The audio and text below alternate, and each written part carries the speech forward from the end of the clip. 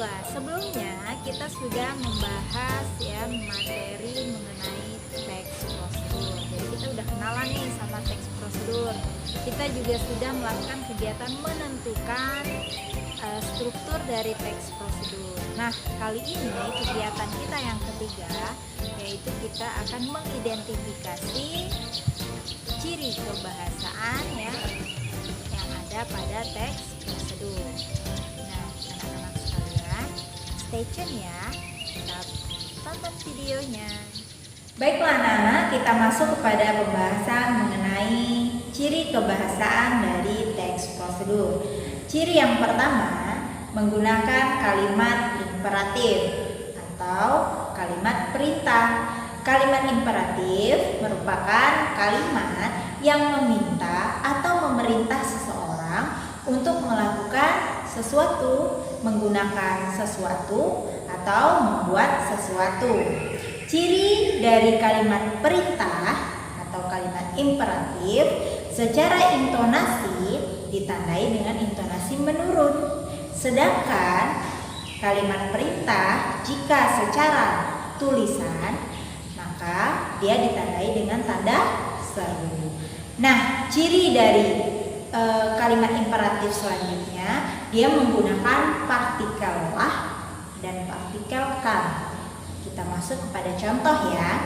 Nah, anak-anak, ada pun contohnya seperti ini ya.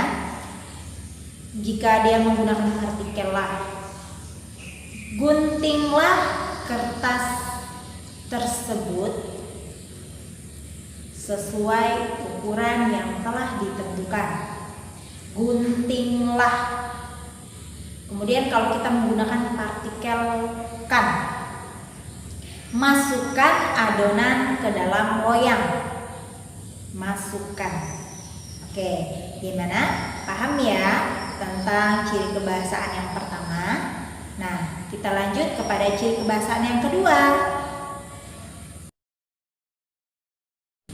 Nah, anak-anak, ciri yang kedua menggunakan konjungsi temporal atau kata penghubung waktu. Jadi, konjungsi temporal bertujuan untuk menyatakan waktu kegiatan yang bersifat kronologis, sehingga antara kegiatan 1, 2, 3 dan yang terakhir itu saling berkaitan atau berurutan. Nah, contoh dari konjungsi temporal ada lalu, kemudian setelah itu, selanjutnya, masih banyak yang lainnya ya. Itu beberapa contoh. Kita masuk kepada kalimat yang pertama, kata konjungsi lalu. Lalu, tuangkan jus tersebut ke dalam wadah yang telah disediakan. Yang kedua, setelah itu nyalakan kompor dengan api kecil. Nah, yang ketiga selanjutnya siapkan adonan loyang dengan cara mengoleskan mentega pada loyang dan ditaburi tepung. Nah, itu contoh penggunaan dari konjungsi temporal. Oke, kita masuk ke ciri kebahasaan yang ketiga. Nah, anak-anak, ciri yang ketiga menggunakan kata keterangan. Kata keterangan yang digunakan ada keterangan cara, keterangan tempat, keterangan waktu, keterangan tujuan, kemudian alat, keterangan sebab, dan keterangan perbandingan. Nah, kita masuk ke contoh agar kalian lebih mudah memahaminya ya. Keterangan yang pertama ada keterangan kita gunakan misalnya contoh yang pertama seperti ini. Masukkan cetakan ke dalam loyang. Ke itu merupakan keterangan tempat ya, ke dalam loyang. Nah, kemudian kalau kita menggunakan keterangan alat, ya, irislah sayur tersebut dengan pisau yang tajam, ya, pisau, ya, dengan pisau. Jadi dia menjelaskan mengiris itu dengan pisau. Nah, dengan ini merupakan keterangan alat, keterangan alat. Kemudian kalau keterangan cara, nah dia sama-sama menggunakan kata dengan. Nyalakan open dengan api sedang. Nah, dengan api sedang, ya. Jadi dia di situ menggunakan cara, ya. Jadi memanggilnya pangganglah bolu, ya, dengan api sedang. Nah, seperti itu. Jadi banyak, ya, contoh-contoh dari ciri kebahasaan teks prosedur. Nah, baiklah, untuk kegiatan selanjutnya kita akan sama-sama, ya, mengidentifikasi ciri kebahasaan dari teks prosedur yang akan Ibu tampilkan di slide berikutnya. Mana, ya? Nah, oke, ditunggu, ya. Tetap saksikan video ini sampai akhir. Oke, baiklah anak-anak, di sini ada langkah membuat keripik balado. Nah, kita coba sama-sama menentukan ciri kebahasaan dari teks ini. Kita coba yang pertama itu ada konjungsi temporal, ya. Di sini ada pertama, kemudian ada lalu, setelah itu, kemudian ada lagi di sini lalu. Di sini juga, oh ya, ini, ya, ini juga ada lalu. Nah, di sini ada kata setelah. Di sini kita temukan lagi kata lalu. Dan ya, itu aja, ya, kalau untuk konjungsi temporal. Selanjutnya kita lihat kalimat imperatif, ya. Imperatif, ya, kita ke kalimat perintah. Di sini ada kata pilih. Nah, jadi ada kata pilih, kemudian ada kata kupas, ada kata cuci, ada kata iris tipis lah. Nah, di sini ada partikel lah. Kemudian ada kata siapkan, ya, menggunakan akhiran kan. Ada kata masukkan. Ada kata di sini aduk.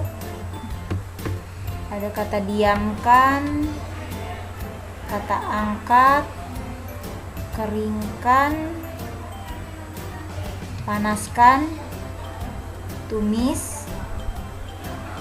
Di sini ada kata aduk-aduk, kata tambahkan. Di sini ada kata aduk lagi, ya, aduk. Di sini, ya, kalimat imperatifnya, perintahnya ada kata kecilkan, kata masukkan. Kemudian kita temukan kembali kata aduk, dan ada kata angkat. Yang terakhir ada kata tiriskan. Itu kalimat perintah. Nah, kemudian kalimat deklaratif, ya, dari sekian banyak ini kalimat pernyataannya, keripik singkong balado pedas siap disajikan buat camilan saat santai sendiri atau bersama keluarga. Itu untuk kalimat deklaratif. Nah, kita masuk ke penggunaan kata keterangan, ya. Di sini kita bisa menemukan kata yang masih segar. Nah, kalau ada kata yang, di sini berarti keterangan tambahan. Kemudian dengan alat pengiris. Nah, dengan itu untuk menentukan keterangan cara atau keterangan alat. Kalau di sini keterangan alat, ya, dengan alat pengiris. Kemudian ada kata agar. Agar ketebalan irisan singkong sama persis. Berarti dia menggunakan kata keterangan tujuan, ya. Agar. Nah, tujuannya apa? Agar ketebalan irisan singkong sama persis. Kemudian ada kata dengan campuran air kapur sirih. Nah, ingat ya, kata dengan itu keterangan cara atau keterangan alat. Kemudian di sini ada yang sudah dihaluskan ke dalam wadah, ya, menggunakan kata yang. Ada kata ke dalam wadah. Nah, ke artinya keterangan, ya, tempat ya. Kemudian yang sudah diiris, nih, yang lagi. Sini juga kita menemukan kembali kata ke dalam wadah. Nah, ini menunjukkan waktu nih, kurang lebih 25 menit. Berarti di sini ada keterangan waktu. Yang sudah direndam sampai benar-benar kering. Nah, ada kata sampai, ya, juga pakai waktu. Di sini kembali kita menemukan ada kata agar, keterangan tujuan ya, agar singkong tidak layu. Jadi mengapa singkong itu tidak diperkenankan untuk terkena sinar matahari? Agar singkong tidak layu. Tujuannya itu gitu ya. Kemudian kita temukan lagi kata keterangan tempat ke dalam tulisan. Oke, udah ya. Untuk tadi sudah kita tentukan konjungsi temporalnya, kalimat deklaratif, kalimat imperatif, dan keterangan. Jika ada yang ingin ditanyakan, silakan tanyakan di kolom komentar yang ada di Classroom ya. Oke, silakan dicatat contoh yang sudah Ibu jelaskan tadi ya. Boleh disalin, kemudian untuk pembeda boleh kalian stabilo, atau nanti Ibu bisa kirimkan dalam bentuk gambar juga. Nah, oke ya. Nah, bagaimana anak-anak? Sudah paham ya mengenai ciri kebahasaan dari teks prosedur? Kegiatan selanjutnya, kalian akan menentukan kebahasaan dari teks prosedur yang telah Ibu sediakan pada Classroom. Jadi, silakan jika ada yang ingin ditanyakan sebelum kita melakukan kegiatan latihannya, tanyakan di Classroom ya. Oke? Ibu akhiri perjumpaan kali ini dengan wassalamualaikum warahmatullahi wabarakatuh. Bye-bye.